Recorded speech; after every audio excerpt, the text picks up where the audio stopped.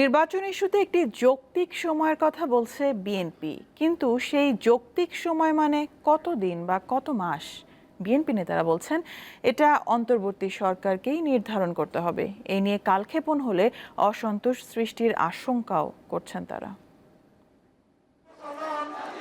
ছাত্র জনতার অভ্যুত্থানে শেখ হাসিনা সরকারের পতনের পর সমাবেশ থেকে দ্রুত নির্বাচনের তাগিদ দেয় বিএনপি। একই সঙ্গে অন্তর্বর্তী সরকারের মেয়াদ কতদিন হবে এমন আলোচনাও ওঠে বিভিন্ন মহলে।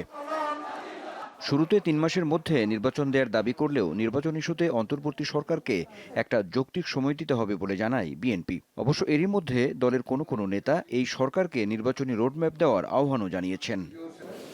তারা বলছেন একটি মহল চায় অনির্বাচিত সরকারই ক্ষমতায় থাকুক, এজন্যই নির্বাচনী রোডম্যাপ জরুরি। দেশের সুশীল সমাজে কিছু মানুষ, কিছু রাজনৈতিক দল যাদের ভোটের মাঠে তাদের কোনো অবস্থান নেই, তারা চায় যে অনির্বাচিত সরকারই থাকুক। এই জন্যে বিএনপি মনে হয় যে নির্বাচনের রোডম্যাপ চেয়ে একটা মহা অন্যায় করে ফেলেছে, এমন ভাবসাব দেখা যায়। কিন্তু 16টি বছর আমাদের কত মানুষ জীবন দিয়েছে, কত নেতাকর্মী আত্মাহুতি দিয়েছে, কত নেতাকর্মী গুম হয়েছে। যারা এইসব সমালোচনা করে তাদের তো তেমন কোনো ক্ষতি হয়নি। দীর্ঘমেয়াদী বা স্বল্পমেয়াদী এই বিতর্কে আমরা যাব না।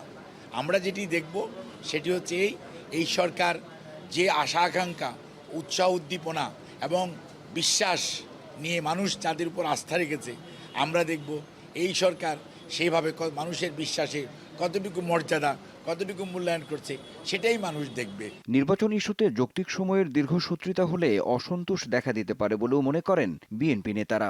আমাদের নীতি নির্ধারণী পরিষদ ফিল করবেন, yes this is the time. Definitely আমাদের দল সেই কর্মসূচি সামনের দিকে প্রকাশ করবে। আশা করব যে প্রফেসর ইউনূস একজন সহজ সরল সৎ ব্যক্তি, তিনি নিশ্চয়ই একটা যৌক্তিক সময়ে নির্বাচনের ব্যবস্থা করবেন। এত বিশাল বাংলাদেশে এই ধরনের একটি অনির্বাচিত সরকার হস্তক্ষেপ করে সব দোষ ত্রুটি থেকে মুক্ত রাখতে পারবে জাতিতে, এটা আমরা মনে করি না। রাষ্ট্রীয় সংস্কার ইস্যুতে বিএনপির সংহতি আছে জানিয়ে দলটির নেতাদের দাবি সুষ্ঠু নির্বাচন নিশ্চিতে ষড়যন্ত্রকারীদেরও প্রতিহত করতে হবে। আনোয়ার হোসেন, দীপ্ত সংবাদ, ঢাকা।